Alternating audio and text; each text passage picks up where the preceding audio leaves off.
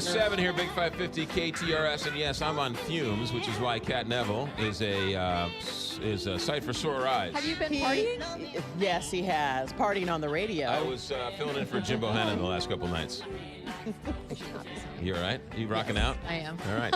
Twisted Tree Steakhouse sponsors the Cat Neville segment here on the Big 550 KTRS from the Sybergs family at Watson and Lindbergh in Sunset Hills. They're serving lunch. Check out their Sip and Savor Happy Hour 3 to 6. And check out our friend Jimmy Cristo, 314-394-3366. He's running things over at Twisted Tree Steakhouse at Watson and Lindbergh in Sunset Hills or twistedtreesteakhouse.com. Good morning, Cap. Good morning. Good morning. What do we got Good today? morning.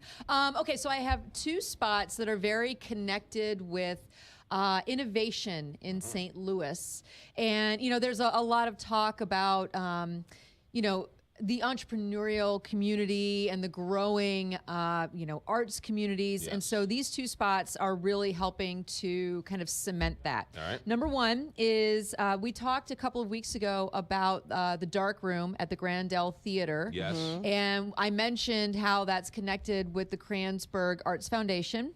So now there is Sophie's Artist Lounge and Cocktail Club at ZACK, which is .ZACK, which is at 3224 Locust. It is essentially an arts incubator, which is run by the Kranzberg Arts Foundation. Okay. And this new bar is on the second floor, the second level. And this is in Midtown, by the way. So this is Okay. on the second level, and it's a place for the artists who are in residence there to stop off, get a drink, but also for those of us who like to rub elbows with artists. Yes. Yes. To meet and greet and hang out, and again, exactly like at the dark room. All the money that you spend is going to support this wonderful nonprofit, which is helping to foster the arts in St. Louis. And so Denise, who is in charge of the drinks over at the dark room, also has. She's a certified sommelier, and so she has also curated the wine list. There are over 100 spirits on the menu, something like 35 beers that are available. It's mainly a bar. There are only just a few snacks, which are curated or catered by the folks over at the dark room. So things like hummus and pickles. So it's less a place to eat and much more a place to lounge and have a nice drink. And hobnob with the artists, and the interior is very feminine. It's really beautiful. It's pretty. It's very pretty, and it was designed by the wonderful folks over at Space, which they have their headquarters in the Grove, which is another kind of up and coming area. So it's really cool that not only has this incubator been created by the Kranzberg Foundation, but also, that we can all go there and have a drink and support it in a really easy way, To give you a sense of where it is, it's a block and a half from Pappy's there. So it's right there by Harris Stowe. Yes. And that area over there,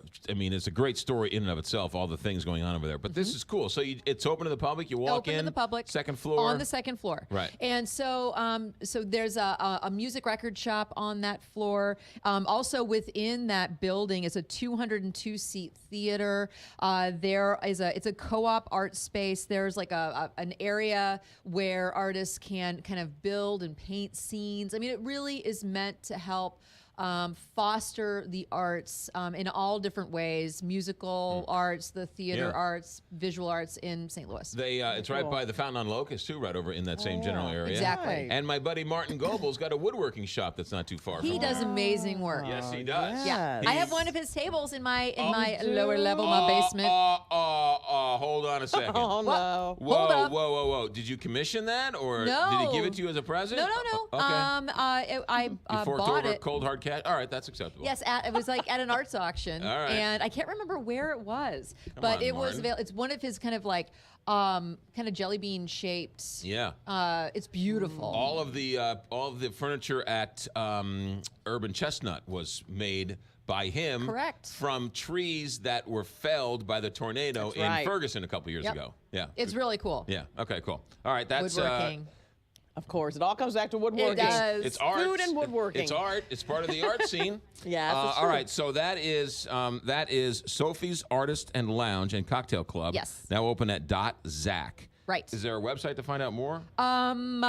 Good question. I did not write it down. But Yeah. yes, if you just look up .zac, if you Google that. Got it. Or go to the Kranzberg Arts Foundation, you'll find the information. Okay, cool. All right, what's number 2? Number 2 is Vicia, which is in the Cortex, which is another innovation hub. This obviously this place. is much more about, the life sciences and tech innovation, but it still is very much about fostering innovation in the St. Louis community. It's pretty close to Midtown. It's right there off of Forest Park Parkway. It is at the corner of Duncan and Boyle, right by WashU Med School. So anyway, we've been watching and waiting for Vicia to open. It's Tara and Michael Galina. They have an incredible resume. I'm not going to get into the details here, but the interior of the restaurant, it's very modern. It's very, very attractive. They have a beautiful bar area, kind of a central dining room, and then an open kitchen in the back. And there is an open air dining area off to the side where they have this really amazing wood burning cooking area. I was going to say fireplace. It is a fireplace, I guess, but it's not. It's beautiful, but it's really meant they utilize it to cook many, many things that are on the menu. And I had a chance. They do lunch, which is a different menu than what's available at dinner. Lunch is meant for the folks who are, it's very healthy and light. It's meant to kind of keep your energy up. Grain bowls and sandwiches and tartines, and soups and things like that.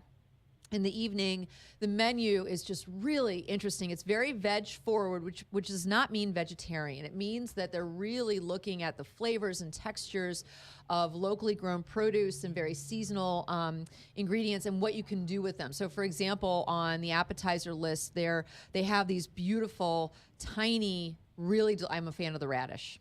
And because they're real spicy and crunchy, Yes. and I love them. Yes. And so they have these beautiful tiny radishes with the radish greens attached, and it's served with a number of different dips, and then some house-baked, amazing bread.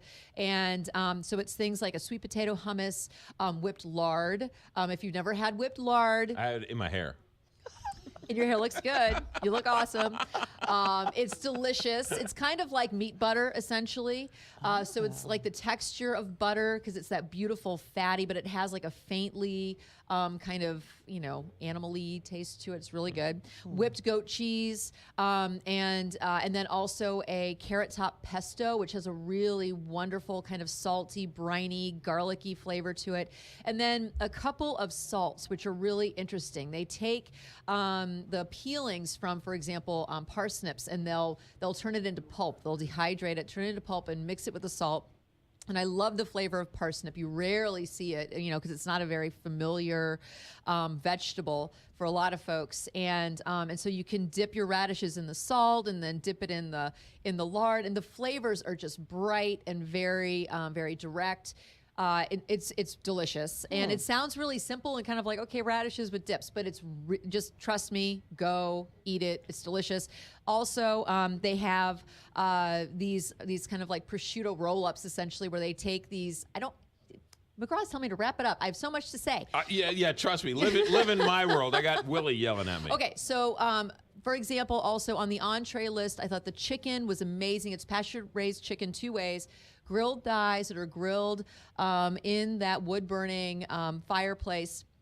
But then also they take these cast iron skillets and they take the chicken breast and they cook it underneath a salt crust. It is the most tender presentation of chicken with strawberries and tiny beets. Oh my gosh, and it's sounds wonderful. delicious. You need to go. The interior must be incredible. It's incredible. It looks It's so beautiful. open and It's airy. very sophisticated, but it's not sophisticated in an unapproachable way. It's sophisticated in a way where Michael and Tara, they understand food.